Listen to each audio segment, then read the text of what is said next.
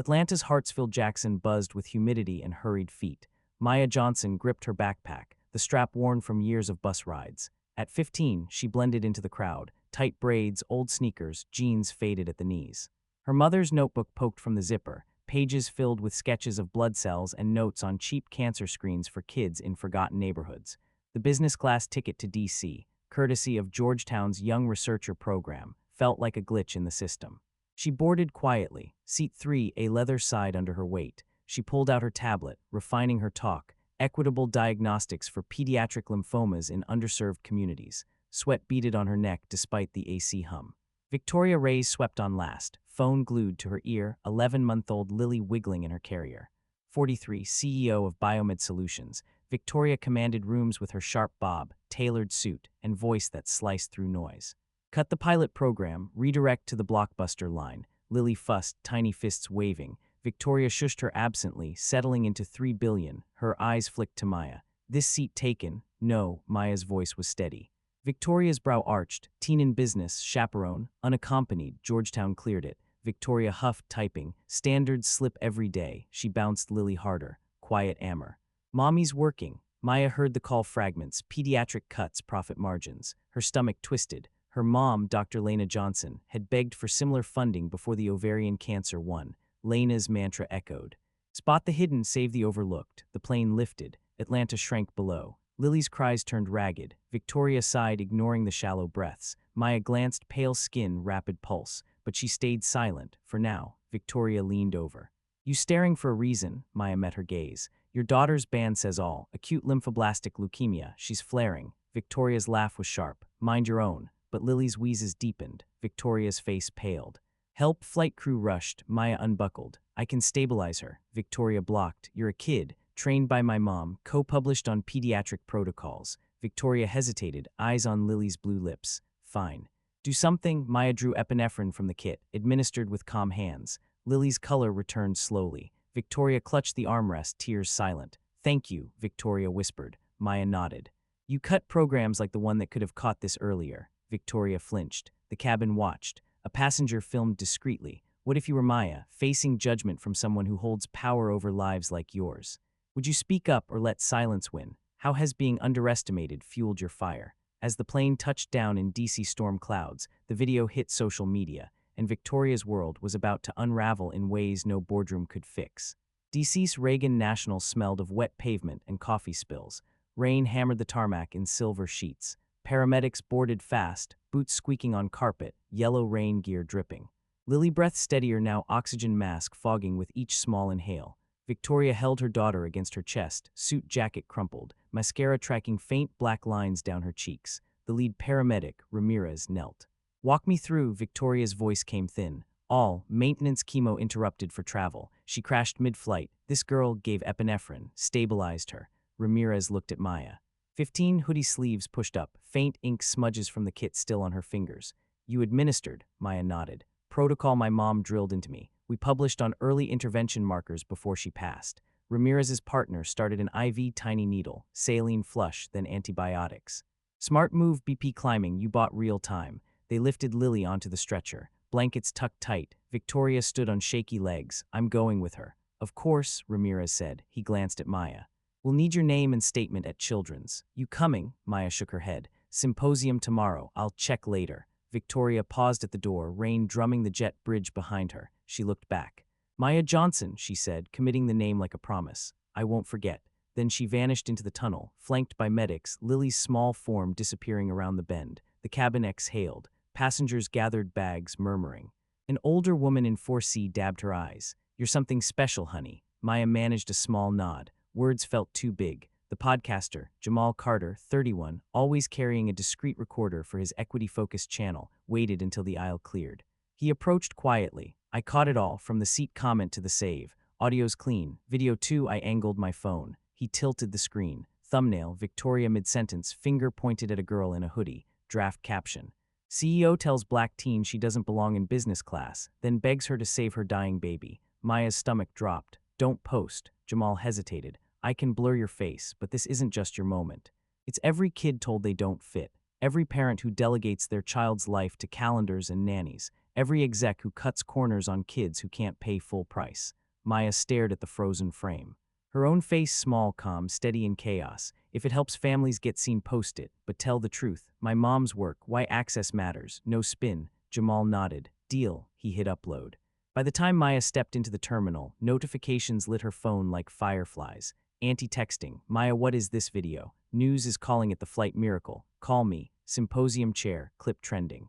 Your slot just became prime time. Room will be packed. You've become the story. Strangers, hero, prayers for the baby. How old are you? Genius. She powered off. The terminal buzzed, rain lashing glass, travelers rushing with suitcases.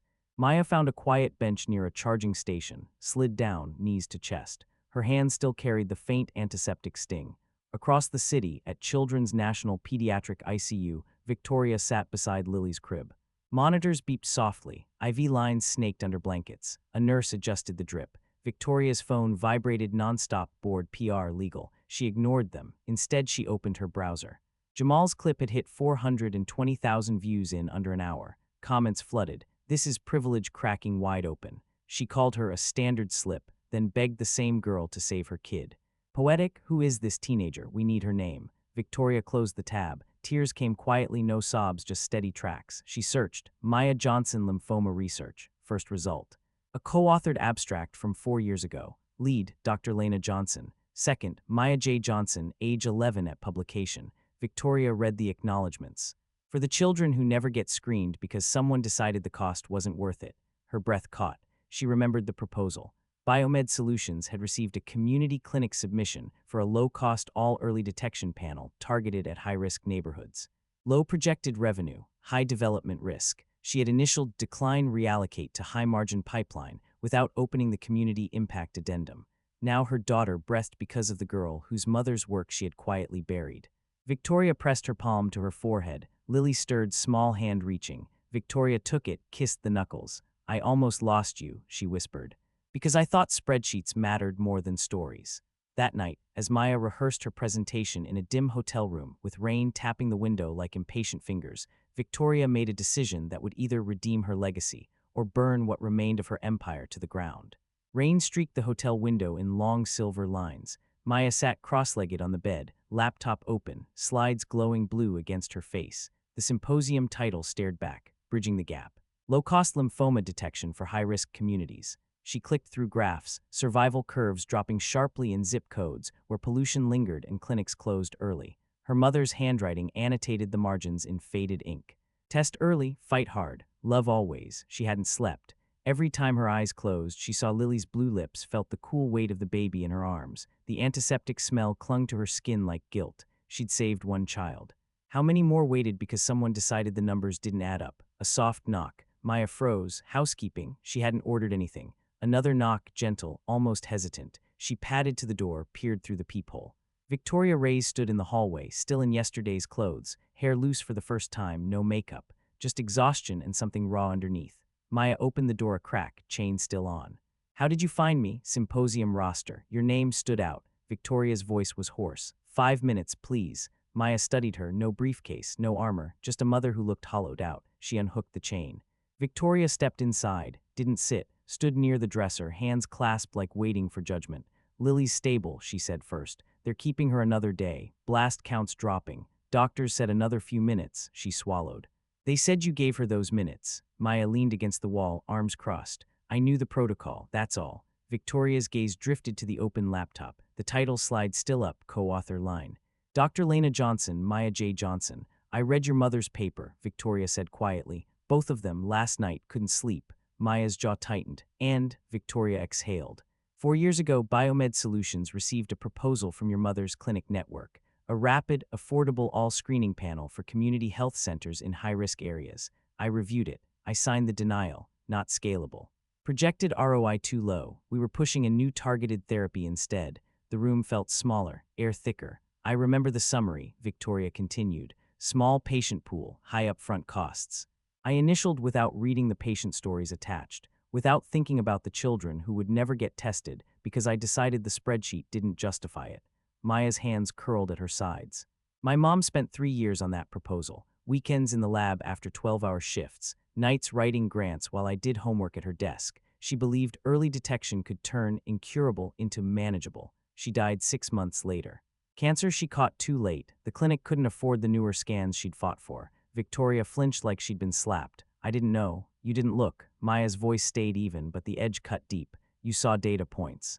Not daughters, not mothers, not mine. Silence stretched. Rain tapped the window like restless fingers. Victoria finally spoke. I came to say I'm sorry, not because the video is everywhere. Not because my stock dipped 5 points this morning and PR is in crisis mode.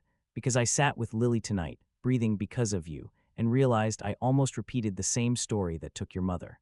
Because of a choice I made in a conference room. Maya looked toward the window. Rain blurred the city lights into soft halos. I don't need apologies, she said. I need to know if tomorrow changes anything, or the day after, or when the next proposal lands on your desk. Victoria stepped closer, slow, careful. I already called my chief medical officer. We're pulling your mother's proposal from archive. I'm recommending full funding, not as charity, as core R&D priority, and I want you at the table, not as a symbol, as a voice. Maya searched Victoria's face for the lie.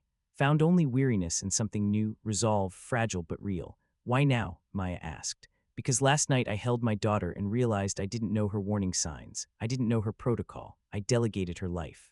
Then a 15-year-old girl, who I insulted, who I tried to erase, knew more about keeping her alive than I did. That isn't just a mistake. It's a failure I can't live with. Maya let the words land.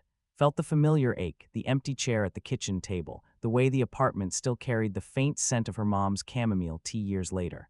I'll consider it, she said finally, but if we do this, it's not for you. It's for the kids who don't get business class seats, the ones who don't get second chances. Victoria nodded. A tear slipped free, she let it fall. Understood. She turned to the door, paused with her hand on the knob. Lily reached for the door this morning, kept babbling something that sounded like Maya, like she knew you'd come. Maya's throat tightened. She didn't answer. Victoria left quietly. The door clicked shut. Maya stood still for a long minute. Then she walked to the window, pressed her forehead to the cool glass. Rain tapped like fingertips. Outside, DC glittered, wet and restless. Inside her, something cracked open. Not forgiveness, not yet. Just space. Enough for possibility. She returned to her laptop, opened a blank slide, typed one line at the top. What happens when the people who control access decide who gets seen? Tomorrow's keynote had just found its heartbeat. The next morning, as Maya walked onto the symposium stage under bright lights, Victoria slipped into the back row, uninvited, unrecognized, and the room was seconds away from witnessing a reckoning no one saw coming. The symposium hall smelled of fresh coffee, polished wood, and the faint electric buzz of anticipation. Rows of cushioned seats stretched toward a wide stage lit by cool blue spots. A giant screen behind the podium glowed with the event logo, Pediatric Cancer Equity Summit, Access is Survival. The room was nearly full by 9:15 a.m., whispers threading through the crowd like wind through dry leaves. Attendees, oncologists in crisp white coats, researchers clutching dog-eared notebooks, pharma executives in tailored suits, kept checking phones. Jamal's clip had looped on every lobby monitor since sunrise. Maya stood backstage, palms flat against the concrete wall. She wore a simple navy blazer over a white shirt, her aunt's quiet insistence, dress like the expert you already are, and the same worn sneakers. Her mother's notebook rested in her backpack at her feet, a steady anchor. Dr. Alina Patel, the summit director, squeezed her shoulder. They're here for you now, not just the data. You, Maya nodded. Her throat felt tight. Don't let it turn into a circus. Too late, Alina said softly, but you own the story, speak what's true. House lights dimmed. A hush fell, the MC's voice carried clear. Please welcome our featured speaker, Maya Johnson. Applause rose, warm, swelling, louder than she'd expected. Maya walked out slowly, chin level, eyes sweeping the faces. Phones lifted, flashes sparked. She reached the podium, adjusted the mic down to her height. The small click echoed in the sudden quiet. She looked out, hundreds of eyes, curious, skeptical, already glistening. No smile, no wave. She began, good morning. My name is Maya Johnson. I'm 15. 4 years ago, my mother, Dr. Lena Johnson, died of ovarian cancer in a South Side Atlanta clinic. She spent her career researching early markers for pediatric lymphomas in communities where pollution and poverty stacked the odds against kids. She co-authored 2 papers with me before she passed. Those papers brought me here. She advanced to the first slide, a stark graph of survival curves, sharp drops in low-income neighborhoods. But yesterday, on a flight from Atlanta to DC, something happened that changed how I understand all of this. Murmurs rippled, phones rose higher. A baby went into blast crisis, all missed maintenance doses. Travel stress triggered it. Her mother, a powerful executive, didn't recognize the signs. She didn't know her daughter's protocol. She'd outsourced her care. When the baby stopped breathing right, she panicked. And she looked at me, the black girl she just told didn't belong in business class, and said, "No, don't touch her. Get a real doctor." The room stilled. Only the air conditioning whispered. I gave epinephrine anyway. Protocol my mother helped me learn. A protocol built on scraps, fought for in clinics told not viable year after year. Maya paused. Let silence breathe. Here's what I learned at 35,000 feet. Knowledge doesn't check your age, your skin, your boarding pass. But access does. Funding does. Choices made in glass towers do. My mother's last proposal for a low-cost all-screening panel was denied by the company whose CEO sat beside me yesterday. She signed the rejection herself. Gasps, heads turned, whispers ignited. Maya clicked forward, a scanned denial letter, redacted but legible. Biomed Solutions letterhead, Victoria's initials in black ink. She didn't know my name then. She knows it now. The room erupted, applause mixed with shocked murmurs, people rising halfway out of seats. Maya raised one hand. Quiet returned. I'm not here to destroy one person. I'm here because one person's blind spot almost cost a child her life and cost my mother her chance to keep saving others. We can't afford blind spots anymore. Not when kids die waiting for tests that could be cheap, fast, everywhere. Not when parents delegate lives they don't fully understand. Not when profit decides who gets seen. She advanced to the final slide. Bold white text on black. What happens when the gatekeepers decide who gets to live? Silence fell heavy, reverent. Then slow clapping started from the back. One pair of hands, then another. Then a wave, standing ovation rolling forward like tide. Maya stepped back. Legs felt liquid. And then she saw her. Victoria Reyes, standing near the exit doors. No entourage. No power suit, just dark jeans, a plain sweater, hair in a low knot. She wasn't clapping. Tears streamed openly. Hands clasped in front of her like prayer. The applause grew louder.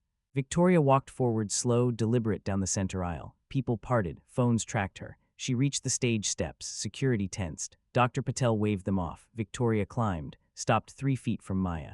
The room hushed, breath held. I'm Victoria Reyes, she said into the open mic, voice rough, CEO of Biomed Solutions. 4 years ago, I signed the denial on Dr. Lena Johnson's proposal. I did it without reading the full community impact, without meeting the researcher, without considering the children who would never get screened because I decided the numbers didn't justify it. She turned to the audience.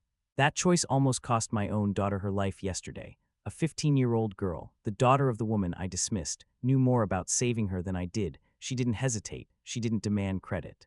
She acted. Victoria looked at Maya. Tears fell freely. I'm sorry, Maya, to you, to your mother, to every family my decisions hurt. She reached into her pocket, pulled out a single folded page, Biomed Solutions letterhead.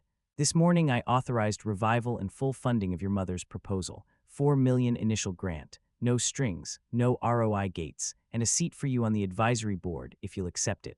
She held the paper out. Maya stared at it, then at Victoria's face, open, cracked, rebuilding. Slowly, Maya took the letter. Their fingers brushed, brief, electric. The room exploded again, cheers, whistles, tears. Maya stepped to the mic once more. This isn't closure, she said quietly. It's a beginning. Let's make sure no other child waits because someone decided they weren't worth seeing. She stepped back. Victoria didn't hug her, didn't speak again.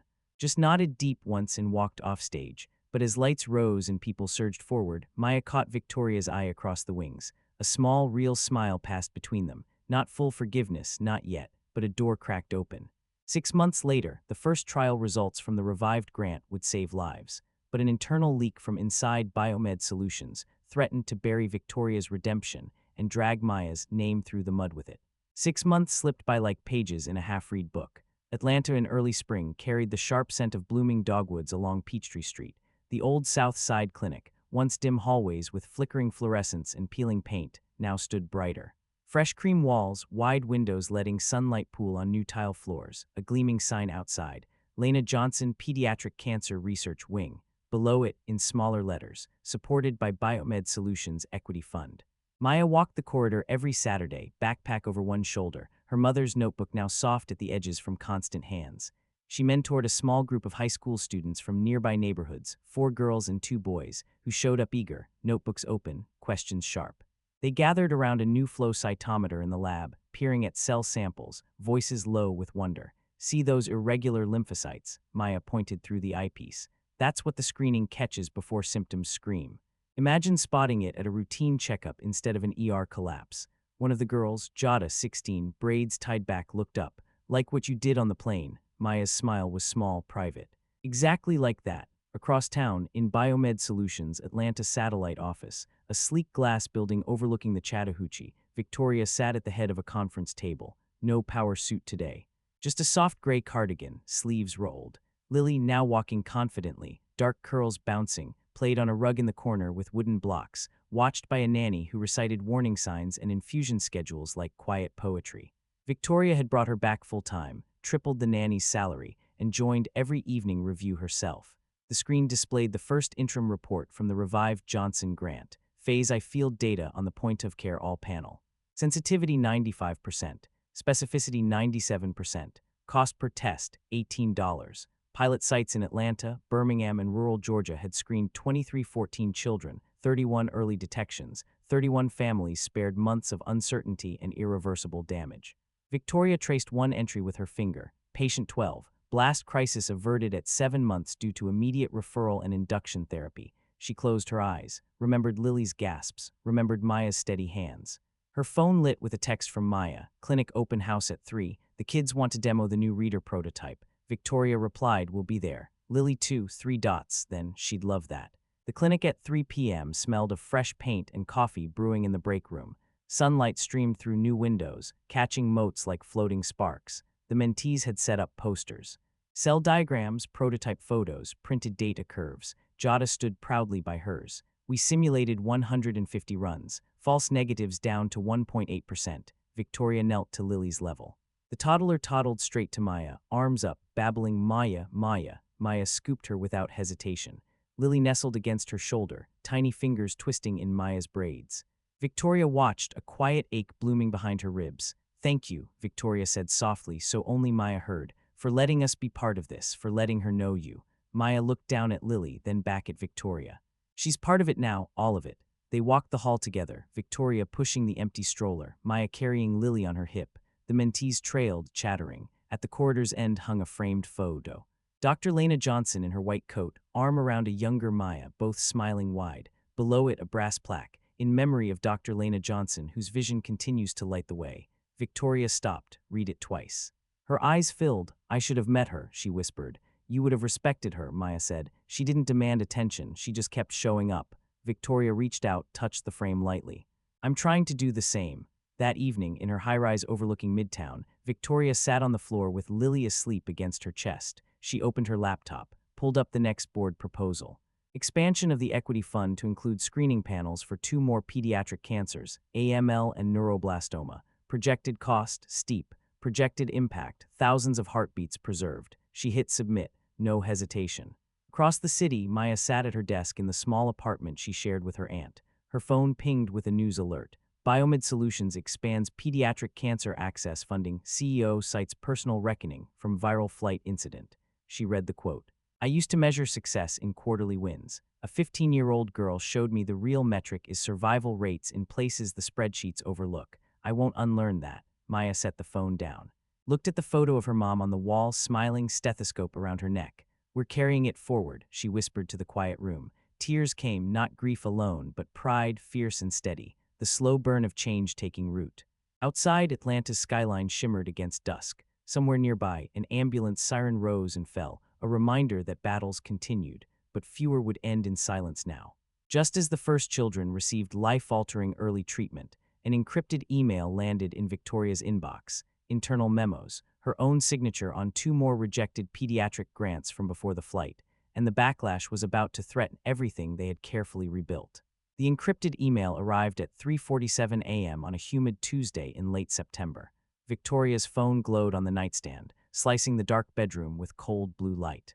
She reached for it out of habit, years of midnight crises. Subject, confidential Biomed internal archive public release imminent. She sat up, heart thudding, opened it, attachment.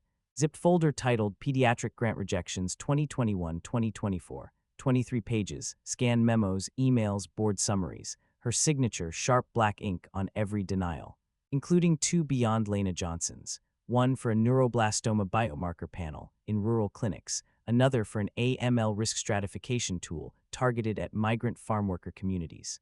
Both stamped rejected insufficient projected revenue in her own hand. The The body text was brief. Miss Reyes, the public deserves transparency on your so-called awakening.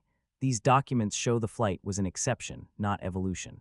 Biomed has delayed care for years. Expect this across major outlets by dawn. Truth seeker, she didn't cry out, just stared until the screen blurred. By 7:30 a.m., the leak was everywhere. CNN headline. Biomed CEO's redemption questioned after leak of multiple pediatric grant denials. Bloomberg, Reyes' signature on rejected cancer proposals undermines recent equity pivot. X erupted. Hashtags climbed. Number Biomed blood money, number fake redemption, number Maya Johnson deserves better. Victoria sat at her kitchen island, coffee cooling untouched. Lily babbled in her high chair, smearing oatmeal on the tray. The nanny hovered, uncertain. Victoria's phone rang nonstop, bored, crisis PR legal. She let them ring. One call she answered, Maya. The girl's voice came through calm, but quieter than usual. I saw the articles. Victoria closed her eyes. I'm sorry you had to. A long pause. Rain tapped the window like restless fingers. Did you sign those? Maya asked. Yes, no evasion. Every one. I told myself the market was too small, the risk too high. I was wrong. I'm still paying for it. Another pause. Then fight, Maya said. Not for your image, for the kids still waiting. Victoria exhaled. I already am. She ended the call, walked to her home office, opened her secure laptop, pulled internal server logs, something she hadn't done since the company's early days, traced the leak. IP from an executive lounge in the Atlanta headquarters. Timestamp matched a strategy meeting 48 hours earlier. Sender, Carlos Mendoza, Senior VP of Portfolio Strategy, her former confidant. The man who'd argued loudest against expanding the equity fund. The one who'd called it virtue-signaling philanthropy in private Slack channels. Betrayal tasted like copper. By noon she was in the boardroom. No jacket, no tie. Just a plain white shirt and the calm that follows collapse. Carlos sat at the far end, arms crossed, chin up. The other executives shifted in their seats. Victoria remained standing. I know it was you, she said quietly. Carlos's smile was thin. I don't know what. Server logs, timestamps, metadata. She placed a single printout on the table. His login, send time, attachment details. You leaked them because you think I've lost my edge. Because the stock dipped 7% since the funding announcements. Because pediatric access doesn't make billionaires, it makes survivors. Silence pressed heavy. Carlos lifted his chin higher. Someone had to protect value.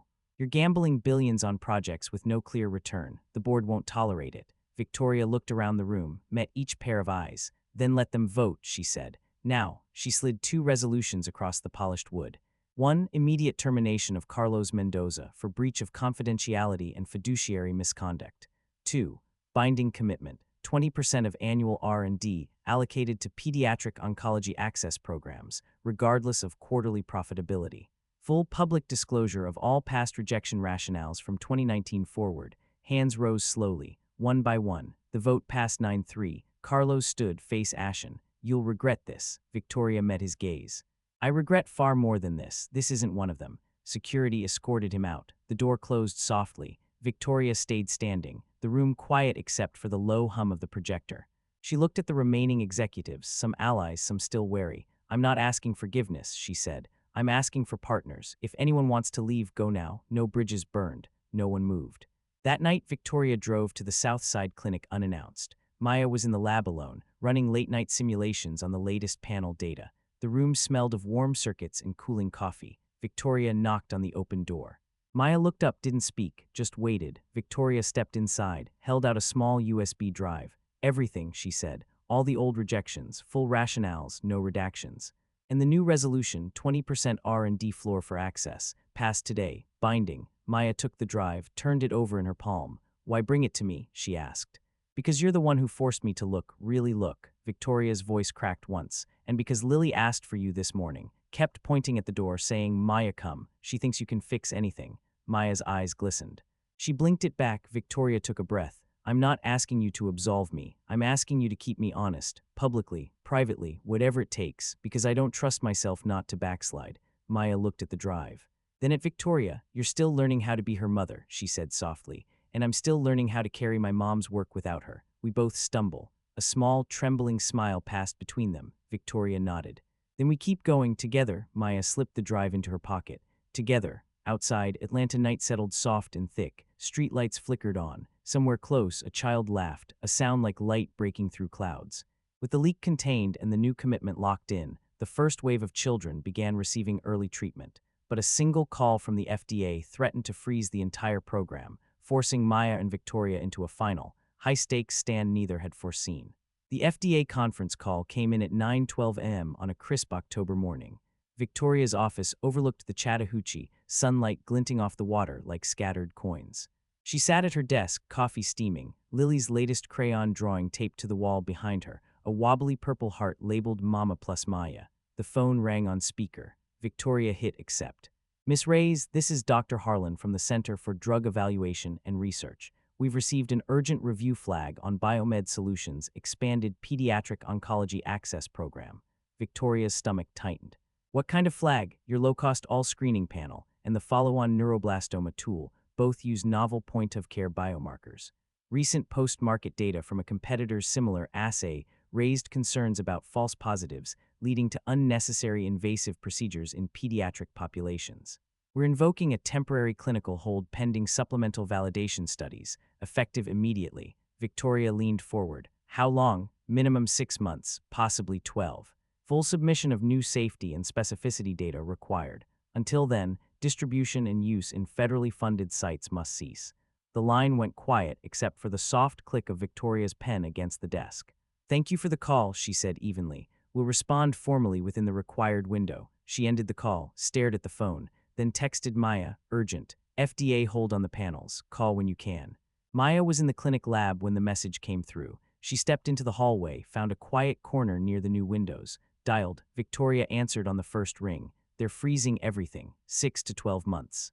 We can't screen, can't refer, can't treat early. The pilot stopped today." Maya exhaled slowly. "The data we submitted was clean, 95% specificity in field trials." What triggered this? A competitor's assay had issues, overdiagnosis in a small cohort. They're applying the caution broadly, politics and liability more than science. Maya pressed her forehead to the cool glass.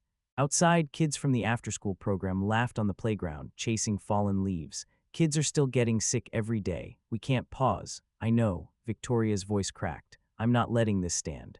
But fighting the FDA means public hearings, supplemental trials, congressional briefings. It could drag on years, and if we lose, the program dies permanently." Maya closed her eyes. Felt the familiar ache, the same one that came every time she passed her mom's empty chair at the kitchen table. "Then we don't lose." Silence stretched between them. "I need you with me," Victoria said finally. "Not just as an advisor, as a witness, a voice. The Senate Health Committee has a hearing scheduled next month on pediatric rare disease access. They've invited testimony. I want us both there, side by side." Maya opened her eyes. "Watched a girl on the playground help a smaller child up after a fall. I'll go, but we tell the whole story. No sanitizing. The hold isn't just paperwork, it's lives on hold. Kids who will progress because someone decided caution outweighs urgency." "Agreed," Victoria said. "No more blind spots." They spent the next 3 weeks preparing. Maya worked nights on supplemental data slides, real patient stories anonymized, survival curves updated, cost-benefit models showing how delays multiplied lifetime care expenses 12-fold. Victoria met with regulators, lobbied quietly, rallied allies on the committee. Lily stayed close, nap time on Victoria's lap while she reviewed briefs, small hand clutching Maya's photo on the phone screen.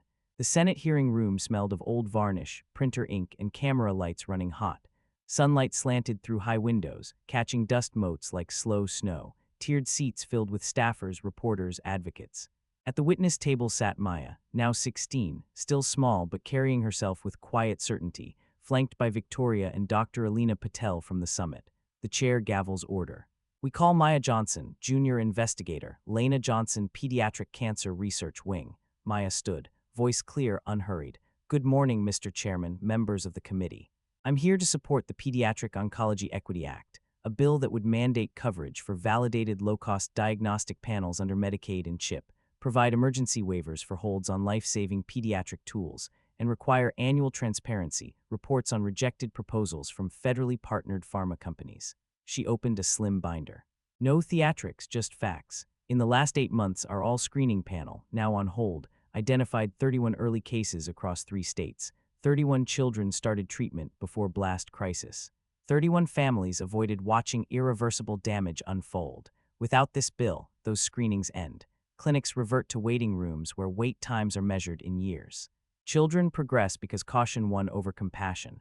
A Republican senator from Texas leaned in. Miss Johnson, no one questions the intent, but the FDA's hold is rooted in real safety signals. How do you justify overriding that? Maya met his gaze. I justify it with the math regulators sometimes overlook. Each delayed all diagnosis costs the system $1.6 million in lifetime care, hospital stays, transplants, lost futures. Multiply by thousands nationwide, the bill doesn't bypass safety. It accelerates validation for tools already showing 95% accuracy in diverse populations. Delay isn't caution, it's cost in heartbeats. Murmurs. Cameras clicked, the chair turned to Victoria. Miss Reyes, you requested time. Victoria rose, hands steady on the table, no notes. I'm Victoria Reyes, CEO of Biomed Solutions. For years, I approved decisions based on quarterly forecasts and risk aversion. I signed denials on proposals like Dr. Lena Johnson's because they didn't fit profit models. I believed access was someone else's burden. She looked at Maya. Until a 15-year-old girl, whose mother I had dismissed, held my dying daughter at 35,000 feet and did what I couldn't save her. She didn't ask for thanks. She acted, Victoria's voice held firm. That moment ended every excuse I had. I revived Dr. Johnson's work, funded it, expanded it. Today, Biomed commits 20% of R&D to pediatric access, locked by board vote. But industry can't fix this alone. Policy must. She faced the committee. I co-sponsor this bill. I urge its passage, not for optics, for the children who deserve the chance my daughter got, because someone finally listened to the voices that have been fighting longest. Questions followed, sharp, probing. Maya answered with data and lived truth. Victoria with systemic accountability. They spoke in tandem, facts weaving together like threads pulled tight. When the hearing adjourned, reporters surged. Maya and Victoria slipped out a side door, walked the marble corridor in silence until they reached an alcove overlooking the Capitol lawn. Maya leaned against the wall. You didn't have to co-sponsor. The funding was already there. Victoria shook her head. It wasn't enough, not anymore. A small smile touched Maya's lips. You're still learning. I have the best teacher. They stood shoulder to shoulder, watching autumn leaves drift past the window like quiet promises. 5 weeks later, the bill passed the Senate 76-24. The House followed after heated debate. The president signed it on a bright November morning, pen held high for the cameras. That evening, Maya sat on the clinic steps in Atlanta. Lily, now a confident toddler, ran to her, plopped into her lap, pressed a sticky kiss to her cheek. Victoria watched from the doorway, arms crossed, eyes soft. Maya looked up. Think she'd be proud? Victoria didn't need to ask who. She already was. Now the country sees why. Maya hugged Lily closer. The sun dipped low, painting the street gold. Inside her chest, a long tangled knot finally loosened. Not full peace, not yet, but something close, hard-earned, quiet, real. 1 year after the bill became law, Maya walked the halls of the expanded research wing in her first embroidered white coat. The name above the pocket read, Maya J. Johnson, Junior Investigator. And in the quiet of her lab, she opened an unmarked envelope that would ask her to make the hardest choice of her young life. 1 year after the bill became law, the Lena Johnson Pediatric Cancer Research Wing hummed with quiet purpose under late autumn light. Atlanta's November carried the crisp bite of frost on the morning wind, leaves skittering across the new walkway like dry whispers. Inside the expanded lab wing, fluorescent lights glowed softly over benches lined with sequencers, incubators, and trays of color-coded vials. The space felt alive, steady, breathing, forward-moving. Maya walked the corridor in her first white coat. The fabric still carried the faint starch of newness, but the embroidery above the pocket felt earned. Maya J. Johnson, Junior Investigator. She was 17 now, a little taller, braids pulled into a neat bun, eyes carrying the same steady fire. Young patients paused to watch her pass. Some recognized her from news clips that still circulated. Others simply saw someone who belonged exactly where she stood. She stopped at the end of the hall, in front of the framed photo of her mother. The brass plaque below it shone, polished weekly by staff who knew the story by heart. Dr. Lena Johnson smiled down, white coat, stethoscope draped, arm around a gap-toothed 13-year-old Maya. Maya reached up, touched the frame lightly with 2 fingers. A ritual now, a hello. Hey, Mom, she whispered. We're further than we dreamed. The lab door opened behind her. Victoria stepped through, Lily's small hand in hers. The girl, 5 now, dark curls wild, wearing a bright red coat, was already running forward, laughing. Maya knelt, caught her as she launched. Lily smelled of baby shampoo and the faint sweetness of apple slices. Maya pressed her cheek to the curls, closed her eyes for a second. Victoria watched from the doorway, a soft smile tugging at her lips. She insisted, Victoria said, kept saying, see Maya lab, wouldn't eat breakfast until I promised. Maya set Lily down. The child toddled straight to the nearest bench, pointing at a row of test tubes. Shiny, careful, sweetheart, Maya said, guiding her hand away gently. Those help other kids feel better. Victoria joined them. She carried a small manila envelope, plain, unadorned, no return address. She set it on the bench between them. I received this yesterday, she said quietly. Addressed to both of us, hand-delivered to my office.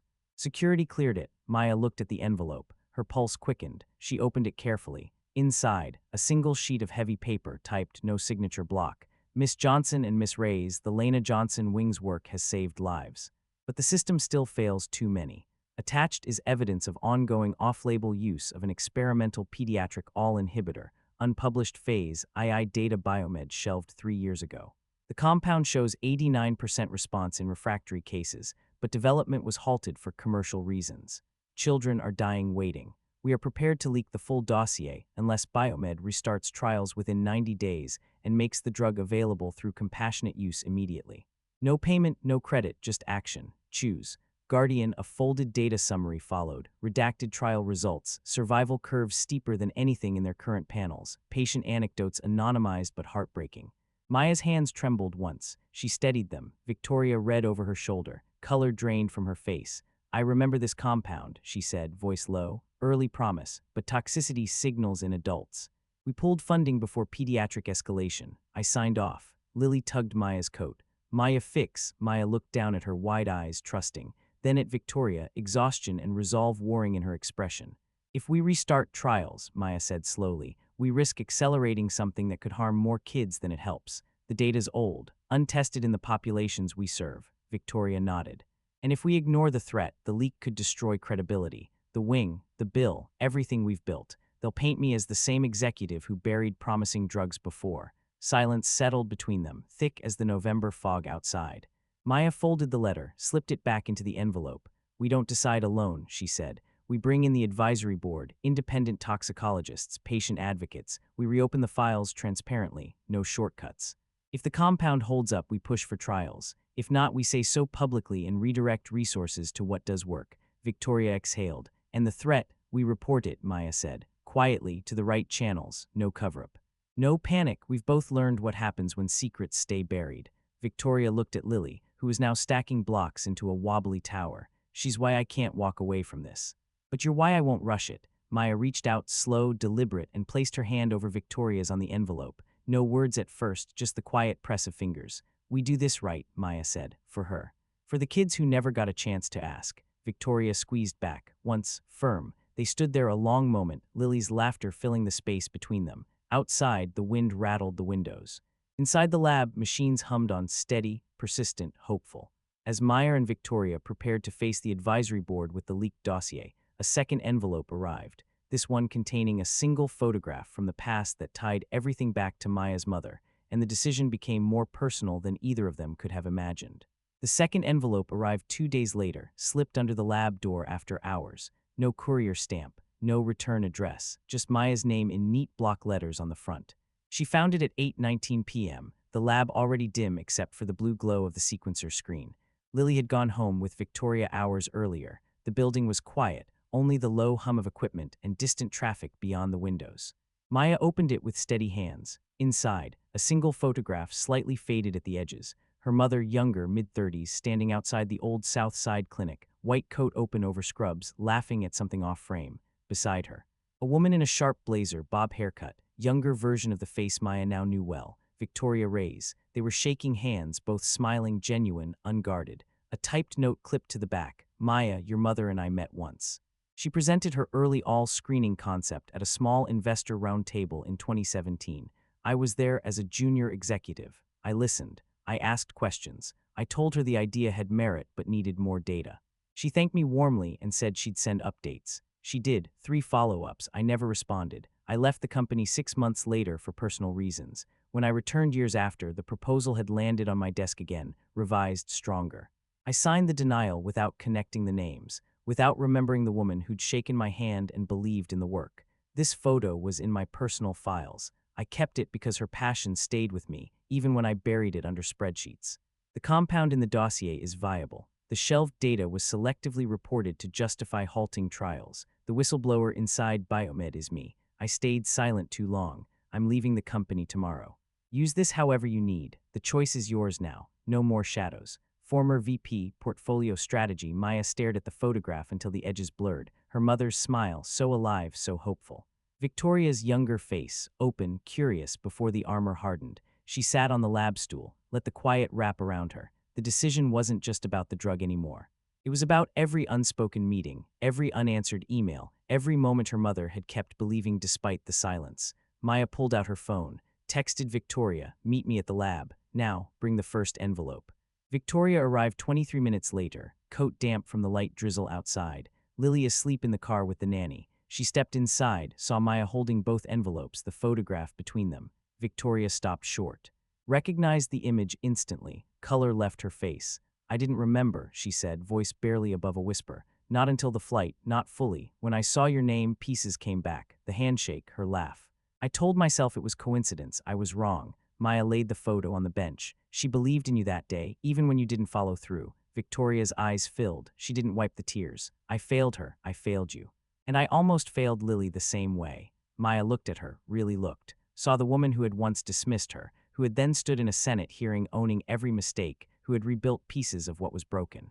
"We don't get to erase the past," Maya said quietly, "but we can stop repeating it." She picked up both envelopes, placed them side by side. "We reopened the compound trials. Full transparency, independent review of the old data, new pediatric protocols, patient safety board oversight. We report the manipulation internally and to the FDA. No cover-up. The whistleblower stays anonymous unless she chooses otherwise." Victoria nodded slowly. "And the wing stays open, grows. We use whatever fallout comes to push harder, for every drug that gets shelved, for every proposal that gets ignored." Victoria reached out, hesitant, and touched the photo lightly, tracing her younger self's hand meeting Lena's. "I'll testify if needed," she said. "I'll step down if the board demands it, whatever it takes." Maya shook her head. "No, you stay, you keep showing up." That's what she would have wanted, not punishment, persistence. Victoria exhaled, shaky. "Thank you." Maya didn't say "you're welcome."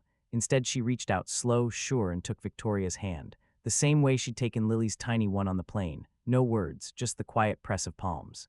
Two women who had started as strangers on opposite sides of an aisle, now bound by something deeper than apology, shared resolve. They stood like that until the sequencer beeped softly, cycle complete. Outside, the drizzle had stopped. Streetlights reflected in shallow puddles like scattered stars. Lily's laughter echoed faintly from the car as the nanny played a game to keep her awake. Maya and Victoria walked out together. Lily spotted them, pressed her face to the window, waving chubby hands. Maya smiled, small, steady, sure. Victoria smiled back. They stepped forward, hands still linked for a moment longer, Lily running to meet them. The future waited, quiet, open, full of light, and they were ready. In the months that followed, the reopened trials would bring new hope to families long overlooked. But one final, unexpected letter arrived for Maya, sealed with her mother's handwriting, and the last piece of the story fell quietly into place. "Thank you for staying through every heartbeat of this journey." Winter settled over Atlanta like a soft gray blanket. December brought short days, and the faint scent of pine from holiday wreaths hung on clinic doors. The Lena Johnson Pediatric Cancer Research Wing glowed warmer now. String lights traced the new windows, casting golden pools across the lab benches. Maya walked the halls in her white coat every evening after classes, checking simulations, reviewing patient referrals, mentoring the next wave of high school kids who showed up with wide eyes and hungry questions. She was 17 and a half, still small enough that the coat sleeves needed rolling, but tall enough in spirit that no one questioned her presence anymore. The wing had screened over 4,000 children in the past year. 37 early detections, 37 second chances, numbers that felt like heartbeats. One quiet Thursday, after the last mentee had left and the lab lights dimmed to night mode, Maya found a small package on her desk. No label. No postage, just her name and familiar, looping handwriting she hadn't seen in years, her mother's. Maya's breath caught. She sat slowly, fingers trembling as she lifted the flap. Inside, a single sealed envelope, yellowed at the edges, and a short note on clinic stationery. "Maya, if you're reading this, I'm gone. But I left this with my lawyer years ago, to be delivered when you turned 18 or when the wing bore my name, whichever came first. I knew you'd get here, I always knew. Read it when you're ready. Love you forever, Mom." Maya stared at the sealed envelope. Her pulse thundered in her ears. She slid a letter opener under the flap, careful, reverent. Inside, 2 pages dated 3 months before her mother passed. "My dearest Maya, if you're holding this, you've already done more than I ever dreamed. You've carried the work forward. You've made them see. I want you to know something I never told you. 4 years ago, when I presented at that investor round table, A young executive named Victoria Reyes listened, really listened. She asked sharp questions, took notes, even smiled when I talked about the kids in our neighborhood who never got screened because the tests cost too much. She said this could change everything. I sent her 3 follow-ups. She never answered. I was heartbroken at first, then angry, then I let it go, because the work wasn't about one person, it was about the children who needed it. Years later, when the revised proposal came back denied, I saw her name on the signature line. I recognized it immediately. I could have fought harder, appealed, gone public, but I was already sick. The cancer had spread. I chose to spend my last months with you, not in boardrooms. I don't regret that choice. What I do regret is never telling you that sometimes the people who could help the most are the ones who need the longest to wake up. If Victoria Reyes ever crosses your path again, don't hate her, teach her, because the moment someone sees the faces behind the numbers, everything changes. You've already started that change. I'm so proud of you, baby. Not because you saved one child on a plane, or because you testified in front of senators, or because the wing carries my name. I'm proud because you never stopped seeing the unseen. You never stopped healing the hidden. Keep going. Keep showing up, and if you ever doubt yourself, remember, you come from love that refused to quit. Forever yours, Mom. Maya folded the pages slowly. Tears fell onto the paper, blurring the ink in tiny dark spots. She pressed the letter to her chest, closed her eyes, and let the quiet sobs come, not grief alone, but release, gratitude, completion. She sat there a long time, the lab humming softly around her. When she finally stood, she walked to the framed photo at the corridor's end. Dr. Lena Johnson smiled down, unchanged, eternal. Maya touched the frame one last time. "Thank you," she whispered, "for believing in me before I believed in myself." She turned off the last light. Outside, the city glittered under a clear winter sky. Snow had begun to fall, soft, silent flakes catching the streetlights like tiny stars. Maya stepped onto the sidewalk, coat collar up, letter tucked inside her pocket like a heartbeat. Across the street, Victoria waited under a street lamp, Lily bundled in her arms. They hadn't planned to meet. Victoria had simply driven by after a late board call, seen the lab light still on, and stayed. Lily spotted Maya first. "Maya," Victoria smiled, small, tired, real. "We were just passing." Maya crossed the street. Lily reached out. Maya took her, settled the child on her hip. Lily nestled close, warm against the cold. Victoria looked at Maya's face, red eyes, quiet glow. "You okay?" Maya nodded. "I got a letter from my mom." She left it for when the time was right. Victoria's breath caught. "What did she say?" Maya met her eyes. "She said sometimes people need the longest to wake up, and when they do, everything changes." Victoria swallowed. Tears shimmered but didn't fall. She was right. They stood there under the falling snow, 3 figures in the quiet night. No grand speeches, no promises, just presence. Lily yawned, head on Maya's shoulder. Victoria reached out slow and brushed a snowflake from Maya's braid. A small gesture. "Enough." Maya looked at her. "We keep going?" Victoria nodded. Together. They turned, walked toward the car, Lily between them, snow dusting their shoulders like quiet blessings. The city lights blurred soft behind them, and somewhere ahead the work waited, steady, persistent, hopeful. The end. What would you do if you received one last letter from someone you lost, telling you they'd always believed in you? Would it feel like closure or like fuel for the next chapter? Drop your thoughts in the comments. When has a message from the past given you the strength to keep going? If this ending left you moved, hit like, share it with someone who needs to feel seen, and subscribe to Millionaire CEO Stories. Because the best stories don't end with victory, they end with people choosing love, persistence, and each other every single day. Thank you for walking this journey with us.